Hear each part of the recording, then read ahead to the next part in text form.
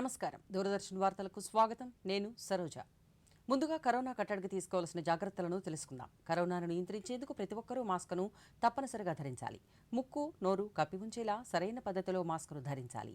తరచూ చేతులను శుభ్రం చేసుకోవాలి. వ్యక్తిగత పరిశుభ్రతను పాటిస్తూ భౌతిక దూరాన్ని తప్పక పాటించాలి. అర్హులందరూ వ్యాక్సిన్ వేయించుకోవాలి. నిబంధనలను పాటిద్దాం, కరోనాను జయిద్దాం. ఇప్పుడు ముఖ్యాంశాలు చూద్దాం.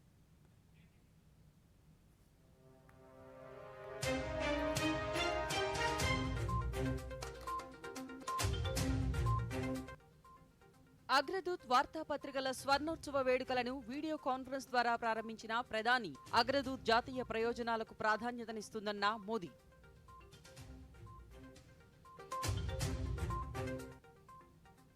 రేపటి నుంచి 2 రోజుల పాటు వైఎస్ఆర్ జిల్లాలో పర్యటించనున్న ముఖ్యమంత్రి 8న ఇడుపులపాయలో మాజీ ముఖ్యమంత్రి వైఎస్ రాజశేఖర రెడ్డి జయంతి కార్యక్రమంలో పాల్గొననున్న జగన్మోహన్ రెడ్డి.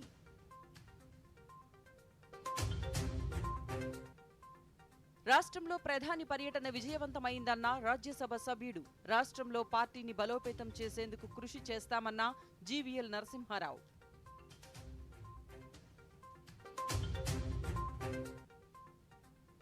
భారతీయ జనసంఘ్ వ్యవస్థాపకులు శ్యామాప్రసాద్ ముఖర్జీకి దేశవ్యాప్తంగా నివాళులు. ఉపరాష్ట్రపతి, ప్రధాని సహా నివాళులర్పించిన కేంద్ర మంత్రులు శ్యామాప్రసాద్ ముఖర్జీ స్ఫూర్తితో దేశాన్ని మరింత పురోభివృద్ధిలో నడిపించేందుకు కృషి చేస్తున్నామన్న ప్రధాని.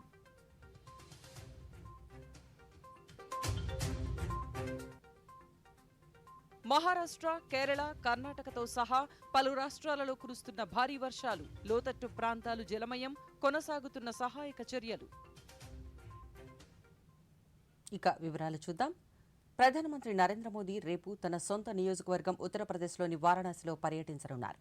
ఈ సందర్భంగా ఆయన 1800 కోట్ల రూపాయల విలువైన వివిధ అభివృద్ధి పనులకు శంకుస్థాపన, ప్రారంభోత్సవాలు చేయనున్నారు. అక్షయపాత్ర మధ్యాహ్న భోజన కిచెన్ను ప్రారంభిస్తారు. అనంతరం Modi international cooperation and convention centre రుద్రాక్షని సందర్శిస్తారు. అక్కడ జాతీయ విద్యా విధానం అమలుపై అఖిల భారతీయ శిక్షా సమాగమాన్ని ప్రారంభిస్తారు. ప్రధాని పర్యటన నేపథ్యంలో అధికారులు భద్రతను కట్టుదిట్టం చేశారు. కేంద్ర వ్యవసాయ శాఖ కార్యదర్శి మనోజ్ ఆహుజా, ప్రధానమంత్రి ఫసల్ బీమా యోజన సీఈఓ సంయుక్త కార్యదర్శి రితేష్ చౌహాన్, కేంద్ర వ్యవసాయం, రైతు సంక్షేమ శాఖ assistant commissioner K Sunil, nodal officer Ajay Karan బృందం ఈరోజు ముఖ్యమంత్రి జగన్మోహన్ రెడ్డితో తాడేపల్లిలోని క్యాంపు కార్యాలయంలో సమావేశమైంది. ఈ సందర్భంగా వ్యవసాయం, రైతు సంక్షేమానికి సంబంధించిన పలు అంశాలపై చర్చించారు. ప్రకృతి వైపరీత్యాల కారణంగా నష్టపోతున్న రైతులను ఆదుకునేందుకు వైఎస్ఆర్ ఉచిత పంటల బీమా పథకాన్ని అమలు చేస్తున్న రాష్ట్ర ప్రభుత్వం, కేంద్ర ప్రభుత్వం అమలు చేస్తున్న ఫసల్ బీమా యోజనతో భాగస్వామ్యం కావాలని సూత్రప్రాయంగా నిర్ణయించారు. ఈ మేరకు ముఖ్యమంత్రి ప్రాథమికంగా అంగీకారం తెలిపారు. నష్టపోతున్న రైతులను ఆదుకునేందుకు రైతులకు గరిష్ట ప్రయోజనాలు అందించేలా ఫసల్ బీమా యోజనలో చక్కటి మోడల్ను పొందుపరచాలని ముఖ్యమంత్రి ఈ సందర్భంగా వారిని కోరారు. అంతకుముందు గన్నవరంలోని integrated call centre, వణుకూరులోని Rythu Bharosa కేంద్రం, కాంకిపాడులో ఇంటిగ్రేటెడ్ అగ్రి ల్యాబ్ను సందర్శించిన కేంద్ర వ్యవసాయ శాఖ కార్యదర్శి బృందం రైతు భరోసా కేంద్రాల వ్యవస్థను కొనియాడారు.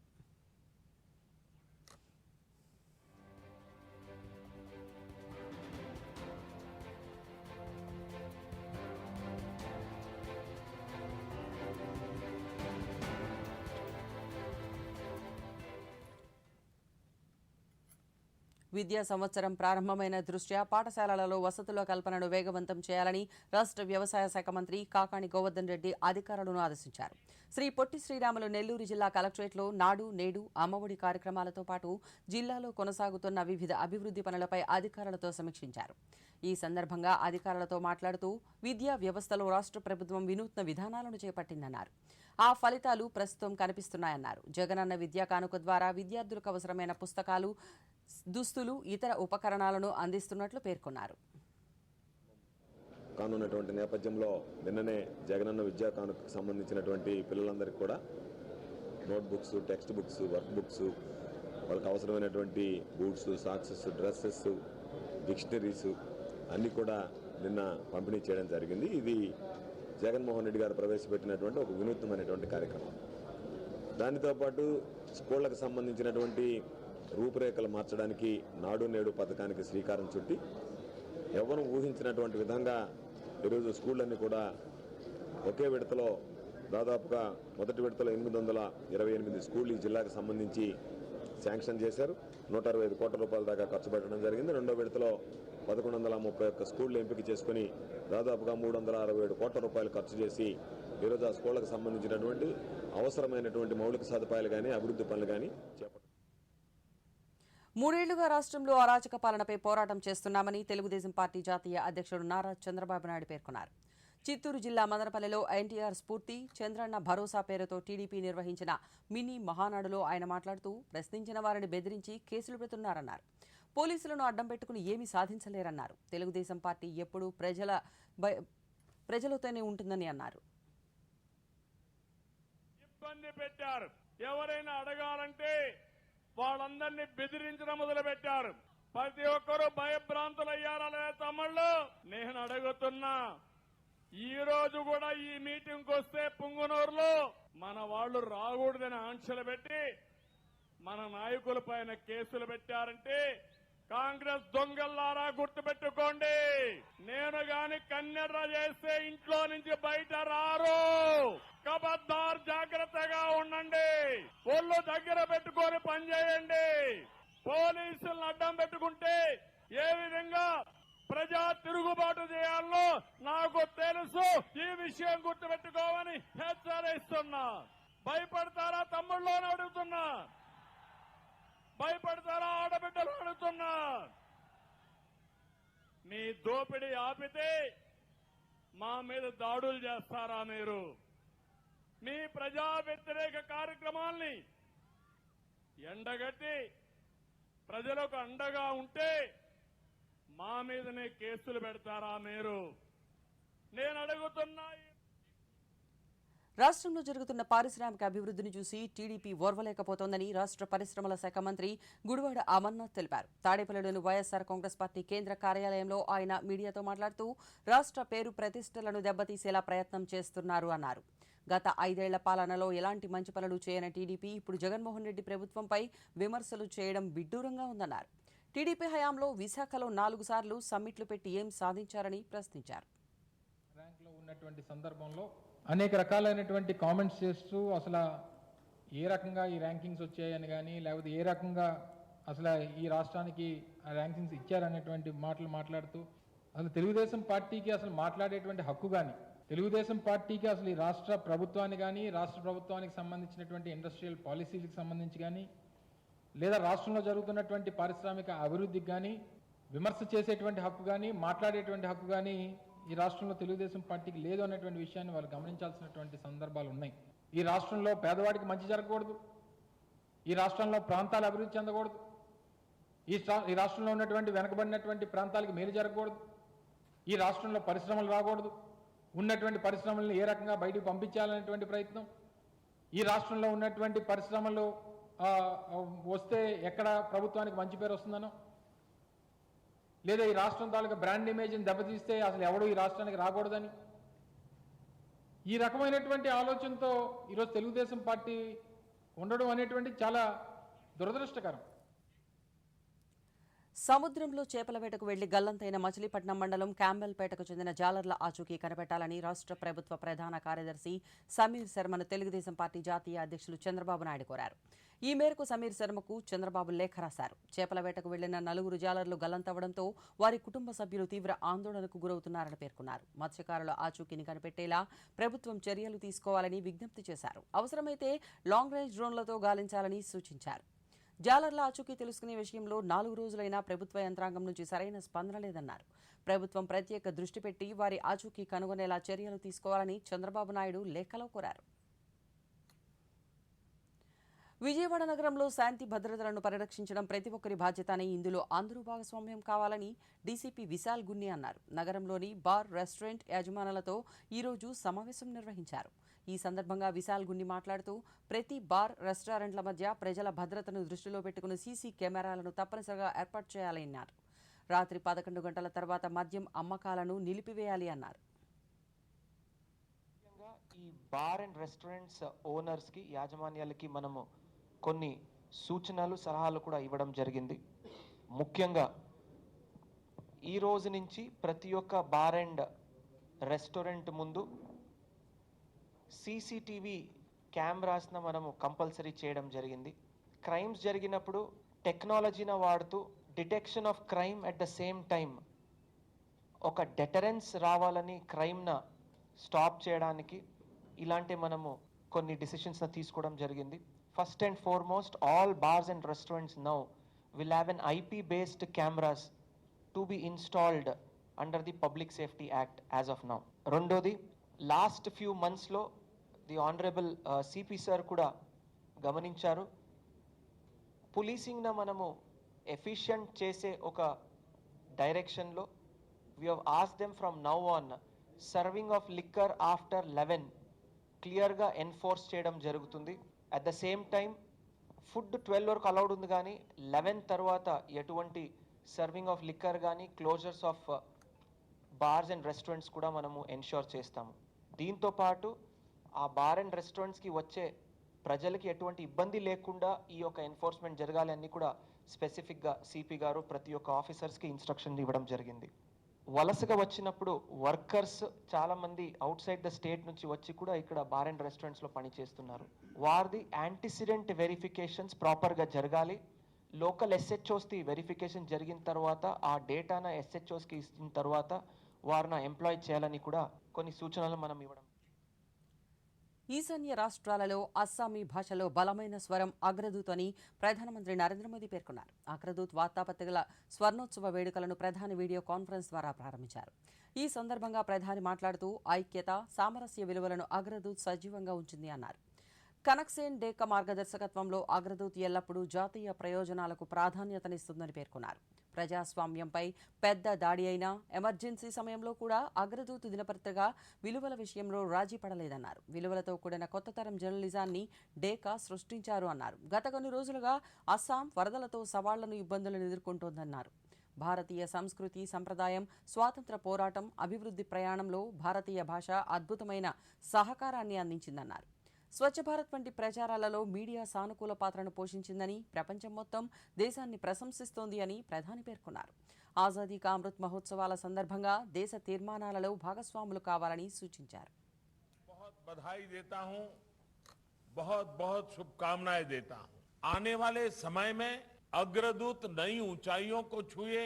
भाई प्रांजल और युवा टीम को मैं इसके लिए शुभकामनाएं देता हूं. इस समारोह के लिए श्रीमंत शंकर देव का कला क्षेत्र का चुनाव भी अपने आप में अद्भुत संयोग है. श्रीमंत शंकर देव जी ने असमिया काव्य और रचनाओं के माध्यम से एक भारत श्रेष्ठ भारत की भावना को सशक्त किया था. उन्हीं मूल्यों को दैनिक अग्रदूत ने भी अपनी पत्रकारिता से समृद्ध किया है. देश में सद्भाव की, एकता की, अलग को झलाए रखने में आपके अखबार ने पत्रकारिता के माध्यम से बड़ी भूमिका निभाई है. डेका जी के मार्गदर्शन में दैनिक अग्रदूत ने सदैव राष्ट्रहित को सर्वोपरि रखा. इमरजेंसी के दौरान भी जब लोकतंत्र पर सबसे बड़ा हमला हुआ, तब भी दैनिक अग्रदूत और डेका जी ने पत्रकारीय मूल्यों से समझौता नहीं किया.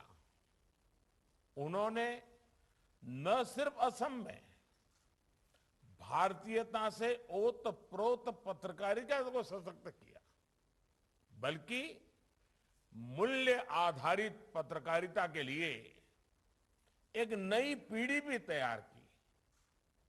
आजादी के 75वें वर्ष में दैनिक अग्रदूत का स्वर्ण जयंती समारोह सिर्फ एक पड़ाव पर पहुंचना नहीं है, बल्कि ये आजादी के अमृत काल में पत्रकारिता के लिए, राष्ट्रीय कर्तव्यों के लिए प्रेरणा भी है.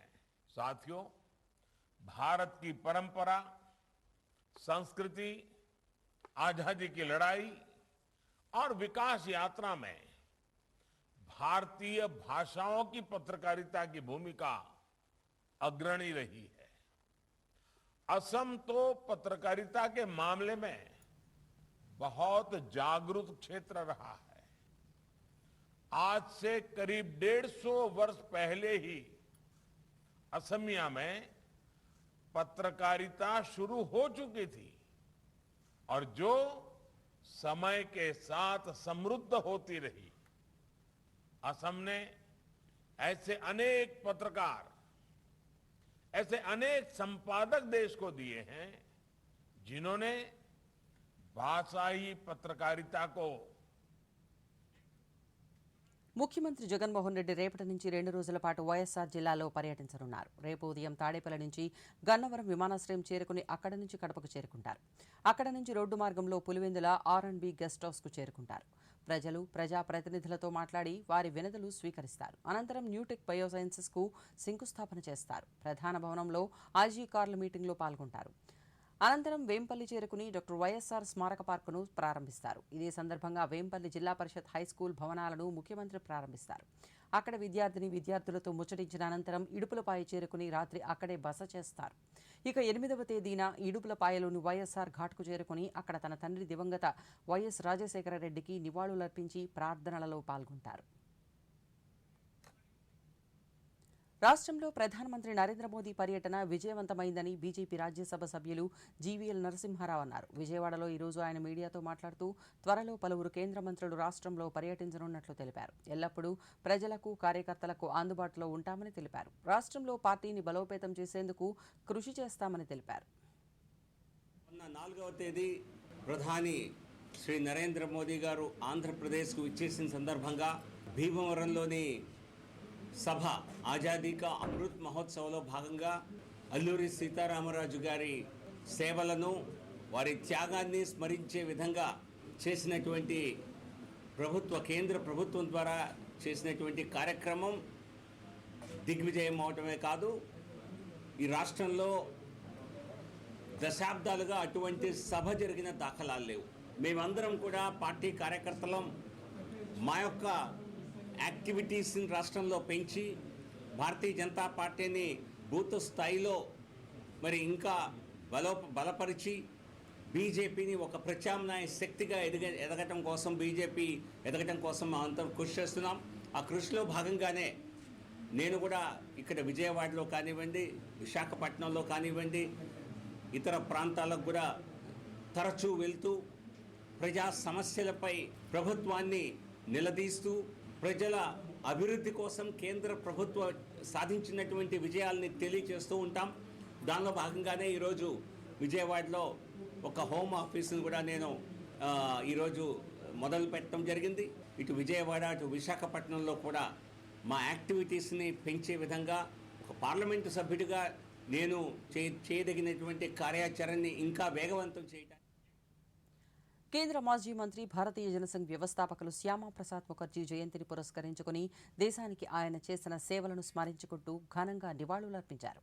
ఢిల్లీలోని పార్లమెంటు సెంట్రల్ హాల్లోని శ్యామాప్రసాద్ ముఖర్జీ చిత్రపటానికి ప్రధానమంత్రి నరేంద్ర మోదీ ఘనంగా నివాళులర్పించారు. అలాగే లోక్సభ స్పీకర్ ఓం బిర్లా, కేంద్ర మంత్రులు పీయూష్ గోయల్, అర్జున్ రామ్ మేఘవాల్, గజేంద్ర సింగ్ షెకావత్తో సహా పలువురు మంత్రులు, సిబ్బంది నివాళులర్పించారు.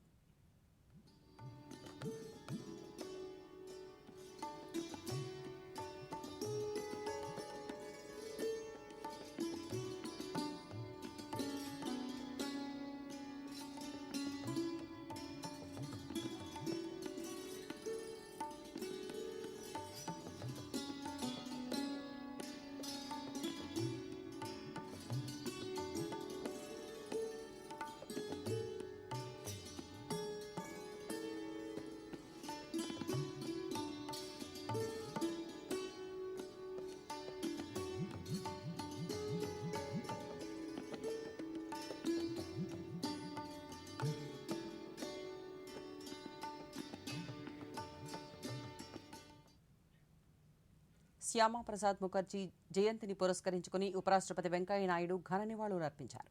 భరతమాత ముద్దుబిడ్డ ప్రముఖ జాతీయవాది రాజనీతిజ్ఞుడు విద్యావేత్త శ్యామాప్రసాద్ ముఖర్జీ జయంతి సందర్భంగా వారి దివ్య స్మృతికి నివాళులర్పిస్తున్నట్టు ట్విట్టర్లో పేర్కొన్నారు.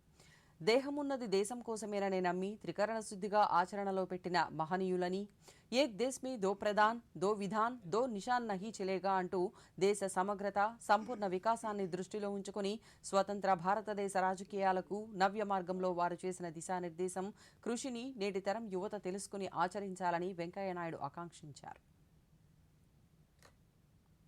శ్యామాప్రసాద్ ముఖర్జీ జయంతిని పురస్కరించుకుని ప్రధానమంత్రి నరేంద్ర మోదీ ఘన నివాళులర్పించారు. భారతదేశ అభివృద్ధిలో శ్యామాప్రసాద్ ముఖర్జీ పాత్ర అత్యున్నతమని కొనియాడారు. పారిశ్రామికంగా, వాణిజ్యపరంగా ఆయన చేసిన సేవలు అజరామరమని పేర్కొన్నారు. శ్యామాప్రసాద్ స్ఫూర్తితో ప్రారంభించిన ఆత్మనిర్భర్ భారత్ దేశాన్ని మరింత పురోభివృద్ధిలో నడిపిస్తున్నట్లు చెప్పారు. ఉపాధి, ఉద్యోగ అవకాశాలకు అధిక ప్రాధాన్యతనిస్తున్నట్లు ప్రధాని పేర్కొన్నారు.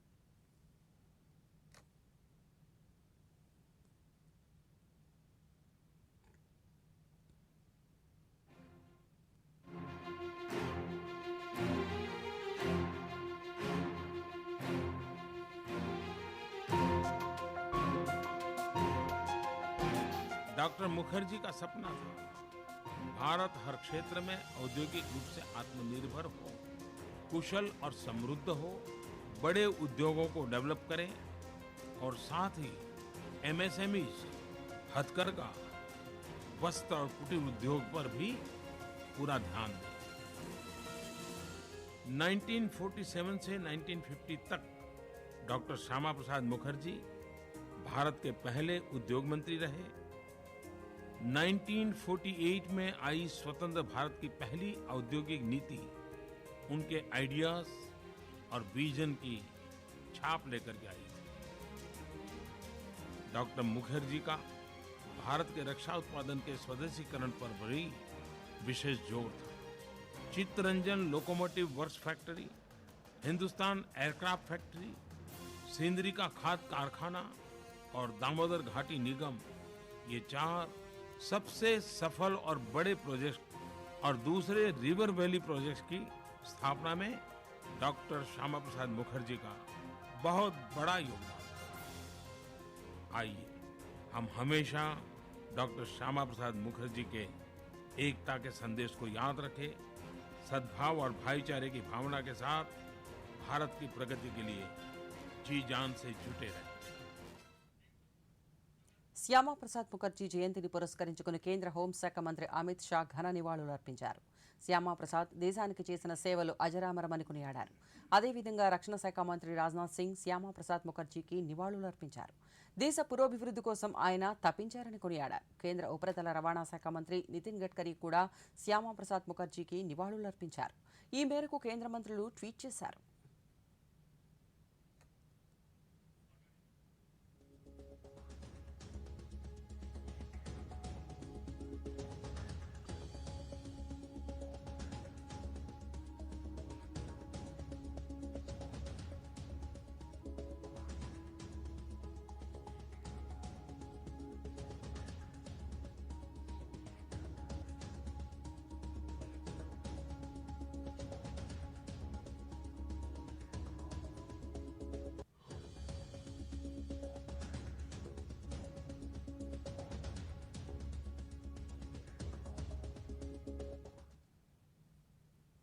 భారతీయ జనసంఘ్ వ్యవస్థాపకులు శ్యామాప్రసాద్ ముఖర్జీ జయంతిని పురస్కరించుకుని ఢిల్లీలోని బీజేపీ కేంద్ర కార్యాలయంలో ఆ పార్టీ జాతీయ అధ్యక్షులు జేపీ నడ్డా ఘనంగా నివాళులర్పించారు. శ్యామాప్రసాద్ ముఖర్జీ విగ్రహానికి పూలమాల వేసి అంజలి ఘటించారు. అనంతరం దీన్ దయాళ్ పార్కులో మొక్కలు నాటారు. ఈ సందర్భంగా జేపీ నడ్డా మాట్లాడుతూ ఆర్టికల్ 370ని రద్దు చేయడం అంటే శ్యామాప్రసాద్ ముఖర్జీ కలలను సాకారం చేయడమేనని పేర్కొన్నారు. కేంద్రంలో ప్రధాని నరేంద్ర మోదీ నేతృత్వంలోని ప్రభుత్వం ఆ దేశాన్ని అభివృద్ధి పదంలో నడిపిస్తోందని తెలిపారు. अमित शाह जी की रणनीति ने धारा 370 को धाराशाही कर दिया और आज एक देश में एक विधान, एक प्रधान, एक संविधान लागू हो गया और धारा 370 समाप्त हो गया। यह श्यामा प्रसाद मुखर्जी जी को सच्ची श्रद्धांजलि है। శ్యామాప్రసాద్ ముఖర్జీ జయంతి సందర్భంగా ఢిల్లీలోని శ్యామాప్రసాద్ ముఖర్జీ పార్క్లో కేంద్ర వాణిజ్య పరిశ్రమల శాఖ మంత్రి పీయూష్ గోయల్ మొక్కలు నాటారు. ఈ కార్యక్రమంలో కేంద్ర మాజీ మంత్రి హర్షవర్ధన్, విజయ్ గోయల్, పలువురు బీజేపీ నేతలు పాల్గొన్నారు. ఈ సందర్భంగా శ్యామాప్రసాద్ ముఖర్జీ చిత్రపటానికి పుష్పాంజలి ఘటించి నివాళులర్పించారు.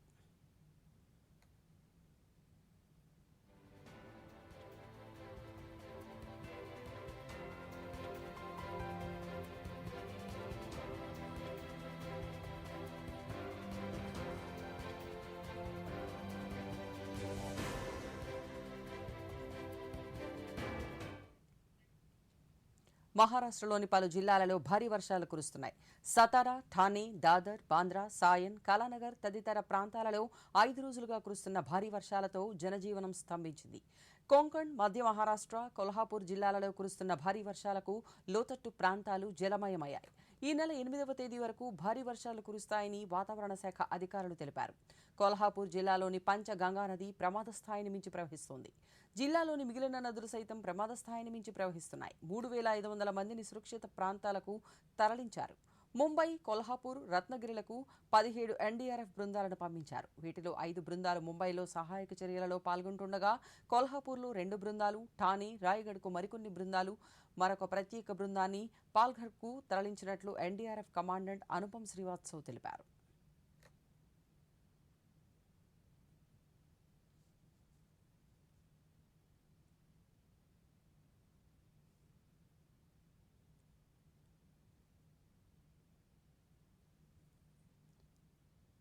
ఇక కర్ణాటకలోనూ భారీ వర్షాలు కురుస్తున్నాయి. దక్షిణ కర్ణాటకలో ఆరెంజ్, ఎల్లో అలర్ట్ జారీ చేశారు.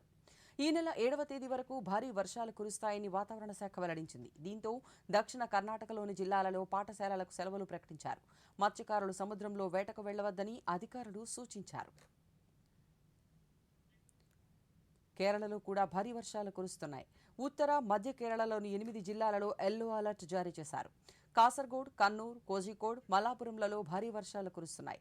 భారీ వర్షాల నేపథ్యంలో కన్నూర్ విశ్వవిద్యాలయంలో జరగాల్సిన పరీక్షలను వాయిదా వేశారు. మల్లాపురం జిల్లాలోని పొన్నాంనిలో ఇళ్లలోకి సముద్రపు నీరు వచ్చి చేరింది. మత్స్యకారులు సముద్రంలో వేటకు వెళ్లవద్దని అధికారులు హెచ్చరించారు. ఇక హిమాచల్ ప్రదేశ్లో కురుస్తున్న భారీ వర్షాలకు కులు జిల్లాలో అకస్మాత్తుగా వరదలు సంభవించాయి. దీంతో పలు ఇళ్లు ధ్వంసమయ్యాయి. వరద ఉధృతిలో 5గురు గల్లంతైనట్లు అధికారులు తెలిపారు. గల్లంతైన వారి కోసం గాలింపు చర్యలు కొనసాగుతున్నాయి. వరదల కారణంగా మలానా, మణికర్ గ్రామాలకు మిగతా గ్రామాలతో సంబంధాలు తెగిపోయాయి. సిమ్లాలోని టన్నెల్ వద్ద కొండ చర్యలు విరిగిపడ్డాయి. దీంతో 5వ నంబర్ జాతీయ రహదారిని అధికారులు మూసివేశారు. నదీ తీర ప్రాంతాలకు, నాళాలు ఉన్న ప్రదేశాలకు వెళ్లవద్దని ప్రజలకు సూచించారు. మరోవైపు ఉత్తరాఖండ్లోని బద్రీనాథ్కు వెళ్లే దారిలో కొండ చర్యలు విరిగిపడ్డాయి. మరోవైపు బీహార్, మేఘాలయాలలోనూ కూడా భారీ వర్షాలు కురుస్తున్నాయి.